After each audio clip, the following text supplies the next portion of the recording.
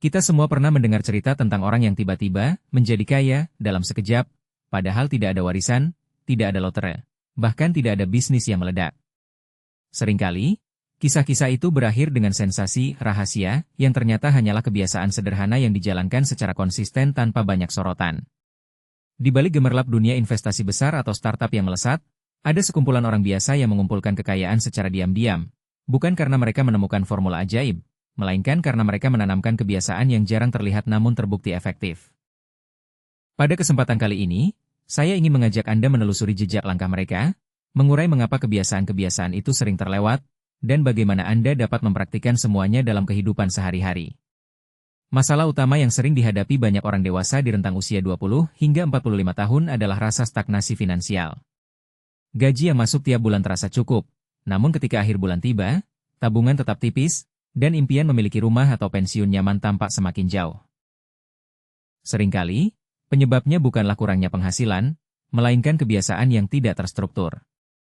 Tanpa catatan pengeluaran, uang mengalir keluar tanpa kontrol, tanpa rencana menabung otomatis, sisa gaji cepat habis untuk kebutuhan mendadak. Tanpa pengetahuan yang terus diperbarui, keputusan investasi tetap mengambang, tanpa jaringan yang mendukung, motivasi dan peluang belajar terhambat, dan tanpa kesadaran akan nilai barang yang tidak terpakai, potensi pendapatan tambahan terbuang. Jika kita menelusuri akar penyebabnya, 3 faktor utama muncul. Pertama, kurangnya visibilitas atas aliran uang pribadi. Tanpa data yang akurat, sulit menilai mana yang perlu dipangkas atau dioptimalkan. Kedua, kebiasaan menunda menabung atau menabung secara tidak teratur. Karena uang yang belum dialokasikan menjadi uang bebas, ia mudah tersedot oleh godaan konsumsi. Ketiga, kurangnya eksposur terhadap pengetahuan finansial dan jaringan yang dapat memperkaya perspektif. Tanpa pembelajaran berkelanjutan dan dukungan komunitas, seseorang cenderung terjebak pada pola lama. Menyadari akar-akar tersebut, saya menyusun sebuah kerangka solusi yang terdiri dari 5 kebiasaan inti yang saling melengkapi. Kebiasaan pertama adalah melacak pengeluaran harian dan meninjau kembali secara mingguan. Kebiasaan kedua adalah mengatur transfer otomatis ke rekening tabungan segera setelah gaji masuk. Kebiasaan ketiga melibatkan membaca buku atau artikel keuangan selama 15 menit setiap hari. Kebiasaan keempat menumbuhkan jaringan dengan orang-orang yang memiliki pola pikir serupa melalui komunitas daring atau pertemuan lokal.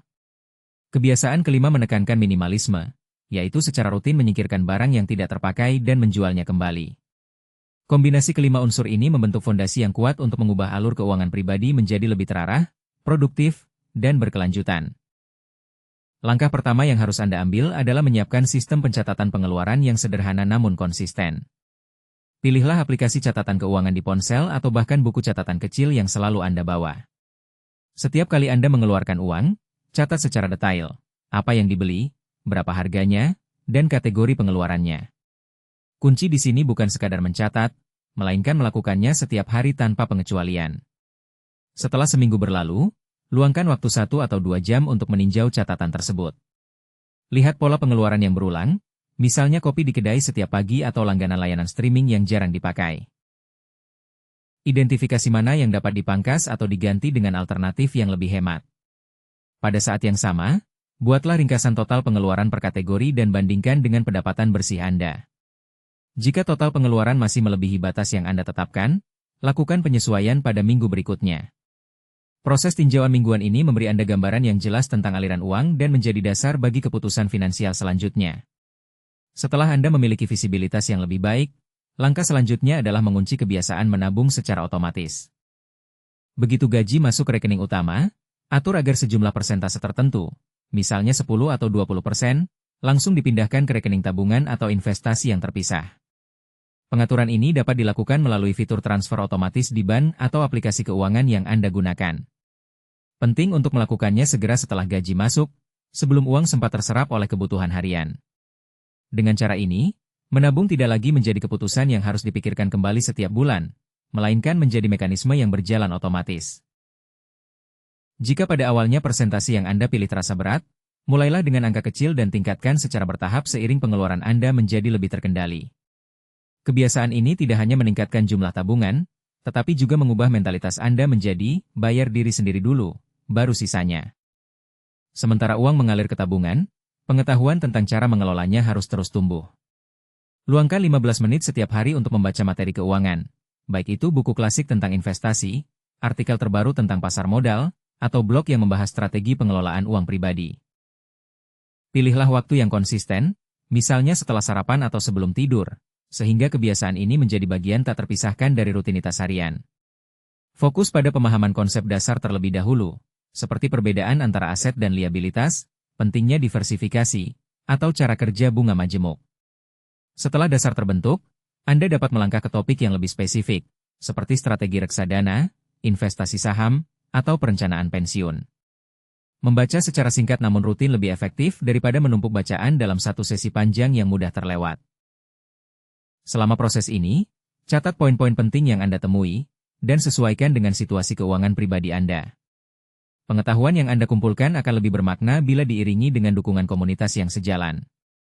Carilah grup atau forum daring yang membahas keuangan pribadi, investasi, atau gaya hidup minimalis.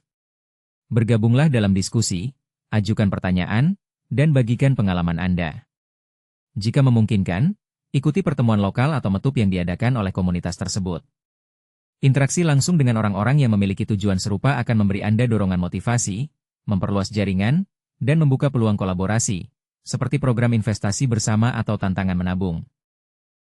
Penting untuk menjaga kualitas interaksi, pilihlah komunitas yang bersifat konstruktif, bukan sekadar tempat curhat tanpa solusi. Dengan jaringan yang tepat, Anda tidak hanya mendapatkan inspirasi, tetapi juga dapat memvalidasi keputusan keuangan melalui perspektif orang lain yang lebih berpengalaman. Terakhir, praktikan minimalisme secara aktif. Mulailah dengan menilai barang-barang yang ada di rumah Anda, pakaian yang tidak pernah dipakai, gadget usang, perabot yang menganggur. Jadwalkan sesi decluttering setiap bulan, ambil satu ruangan, dan pisahkan barang yang tidak lagi memiliki nilai fungsional atau emosional. Barang-barang tersebut dapat dijual melalui platform online, pasar loak, atau garage sale. Proses penjualan tidak hanya menghasilkan uang tambahan yang dapat langsung dialokasikan ke tabungan atau investasi, tetapi juga mengurangi beban mental akibat kekacauan fisik. Selain itu, dengan mengurangi kepemilikan yang tidak perlu, Anda menurunkan biaya perawatan, penyimpanan, dan bahkan asuransi. Minimalisme bukan sekadar menyingkirkan barang, melainkan mengubah pola konsumsi menjadi lebih sadar dan berfokus pada nilai jangka panjang. Setelah kelima kebiasaan tersebut mulai berjalan, ada beberapa hal yang perlu Anda perhatikan agar tidak terjebak pada kesalahan umum. Salah satu kesalahan paling sering terjadi adalah menganggap pencatatan pengeluaran sebagai tugas yang selesai setelah seminggu pertama, lalu menguranginya. Tanpa konsistensi, data yang Anda kumpulkan menjadi tidak akurat, sehingga keputusan selanjutnya menjadi kurang tepat. Untuk menghindarinya, buatlah pengingat di ponsel atau letakkan catatan di tempat yang mudah dilihat, sehingga pencatatan tetap menjadi prioritas. Kesalahan kedua muncul pada tahap otomatisasi tabungan. Banyak orang menetapkan persentase yang terlalu tinggi tanpa menyesuaikan dengan realitas pengeluaran mereka, sehingga pada akhir bulan mereka terpaksa menarik uang dari tabungan atau menggunakan kartu kredit. Solusinya adalah melakukan penyesuaian persentase secara bertahap, menguji berapa persen yang nyaman tanpa mengganggu kebutuhan dasar. Dalam hal membaca, bahaya terbesar adalah terjebak pada materi yang terlalu teoretis tanpa mengaplikasikannya.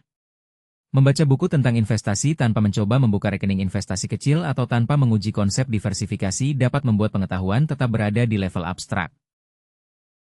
Oleh karena itu, setelah menyelesaikan satu bab atau artikel, luangkan waktu untuk menuliskan rencana aksi konkret yang dapat Anda jalankan minggu berikutnya. Komunitas juga memiliki potensi risiko, terlalu bergantung pada pendapat mayoritas atau terjebak dalam groupthink yang menghalangi pemikiran kritis. Selalu pertahankan sikap skeptis yang sehat, verifikasi informasi sebelum diadopsi, dan jangan ragu untuk mengajukan pertanyaan yang menantang. Mengenai minimalisme, kesalahan umum adalah menunda proses penjualan barang hingga terlalu lama, sehingga nilai jualnya menurun atau bahkan hilang. Tetapkan jadwal rutin, misalnya pada akhir setiap kuartal, dan patuhi deadline tersebut. Jika barang tidak terjual dalam waktu yang ditentukan, pertimbangkan untuk menyumbangkannya atau mendaur ulang, sehingga ruang dan energi Anda tetap terjaga. Setelah Anda menjalankan kebiasaan-kebiasaan tersebut selama beberapa bulan, penting untuk mengukur apakah upaya Anda memberikan hasil yang diharapkan. Salah satu cara sederhana adalah dengan meninjau perubahan saldo tabungan dan investasi secara periodik, misalnya setiap 3 bulan. Bandingkan jumlah total aset Anda dengan titik awal sebelum memulai kebiasaan, serta perhatikan pertumbuhan yang berasal dari tabungan otomatis, pendapatan tambahan dari penjualan barang, dan hasil investasi yang Anda lakukan setelah membaca. Selain itu, evaluasi tingkat kepuasan pribadi Anda. Apakah Anda merasa lebih tenang saat melihat laporan keuangan? Apakah stres terkait uang berkurang? Dan apakah Anda memiliki ruang untuk merencanakan tujuan jangka panjang seperti membeli rumah atau mempersiapkan dana pensiun? Jika terdapat area yang masih stagnan, tinjau kembali kebiasaan yang bersangkutan. Misalnya, jika tabungan tidak meningkat sebagaimana harapan, periksa kembali persentase otomatisasi atau tinjau kembali pengeluaran mingguan untuk menemukan celah yang masih terlewat. Sebagai contoh nyata, bayangkan seorang karyawan bernama Rina yang berusia 32 tahun. Pada awalnya, Rina menerima gaji bulanan sebesar 5 juta rupiah, namun hampir seluruhnya habis untuk kebutuhan sehari-hari, dan tabungannya hanya beberapa ratus ribu. Setelah memutuskan untuk mencoba 5 kebiasaan ini, Rina mulai mencatat semua pengeluarannya, dan dalam minggu pertama ia menemukan bahwa ia menghabiskan 2 juta rupiah untuk layanan streaming dan makan di luar yang sebenarnya dapat dipangkas setengahnya. Ia menurunkan pengeluaran tersebut, dan pada minggu kedua ia mengalokasikan 10% gajinya secara otomatis ke rekening tabungan. Selama 3 bulan pertama, Rina juga membaca buku Rich Dad Poor Dad selama 15 menit setiap malam, dan bergabung dengan grup Facebook tentang investasi pemula. Dari grup tersebut, ia mendapatkan rekomendasi reksadana indeks yang cocok untuk profil risikonya, dan mulai berinvestasi dengan dana yang dihasilkan dari penjualan pakaian lama yang ia declutter setiap 3 bulan. Setelah 6 bulan, saldo tabungannya naik menjadi 2 juta. Investasinya menghasilkan return kecil namun konsisten, dan ia merasa lebih percaya diri dalam mengatur keuangan. Rina mengukur keberhasilannya dengan membandingkan laporan keuangan bulanan dan merasakan penurunan stres yang signifikan. Cerita Rina menunjukkan bahwa kombinasi kebiasaan kecil, bila dijalankan secara konsisten, dapat menghasilkan perubahan yang nyata dalam jangka menengah. Namun, tidak semua orang akan mengalami hasil yang sama dalam waktu yang sama. Faktor-faktor seperti tingkat pendapatan, beban keluarga, dan kondisi ekonomi makro dapat memengaruhi kecepatan akumulasi kekayaan. Oleh karena itu, penting untuk menyesuaikan intensitas kebiasaan dengan realitas pribadi. Jika Anda memiliki tanggungan keluarga yang besar, persentase otomatisasi mungkin harus dimulai dari angka yang lebih rendah, namun tetap dipertahankan secara konsisten. Jika Anda berada di lingkungan yang kurang mendukung jaringan keuangan, manfaatkan platform daring yang menawarkan forum diskusi internasional, atau mulailah mengorganisir pertemuan kecil dengan teman-teman yang memiliki minat serupa. Akhir kata, membangun kekayaan secara diam-diam bukanlah tentang menemukan jalan pintas yang menakjubkan, melainkan tentang menanamkan kebiasaan yang terstruktur, terukur, dan berkelanjutan. Dengan melacak pengeluaran secara harian, meninjau kembali setiap minggu, mengatur transfer otomatis setelah menerima gaji, meluangkan waktu singkat untuk memperdalam pengetahuan keuangan, berinteraksi dengan komunitas yang mendukung, serta mengadopsi gaya hidup minimalis melalui decluttering dan penjualan barang tidak terpakai. Anda menyiapkan fondasi yang kuat untuk mengubah alur uang menjadi aset yang berkembang. Sekarang, saatnya Anda mengambil langkah pertama. Mulailah dengan menyiapkan catatan pengeluaran hari ini, atur transfer otomatis besok, pilih satu buku keuangan yang menarik, dan bergabunglah dalam satu grup daring yang relevan. Lakukan semua itu tanpa menunggu waktu yang tepat, karena waktu yang tepat adalah sekarang. Jika Anda menemukan hal-hal yang menginspirasi atau tantangan yang muncul selama proses ini, tuliskan di kolom komentar. Saya sangat ingin mendengar cerita Anda, berbagi pengalaman, dan bersama-sama kita dapat membangun komunitas yang saling mendukung dalam perjalanan menuju kebebasan finansial. Terima kasih telah menyimak. Semoga langkah-langkah kecil ini menjadi batu loncatan besar bagi masa depan Anda. Sampai jumpa di video berikutnya, dan jangan lupa untuk terus menumbuhkan kebiasaan yang membuat Anda semakin kaya, secara diam-diam namun pasti. Intinya, jalankan langkah kecil ini secara konsisten supaya hasilnya benar-benar terasa dan perubahanmu tidak berhenti di tengah jalan. Kalau video ini ngebantu, subscribe sekarang, tekan like, tulis pendapatmu di kolom komentar, dan share ke temanmu biar makin banyak yang terbantu.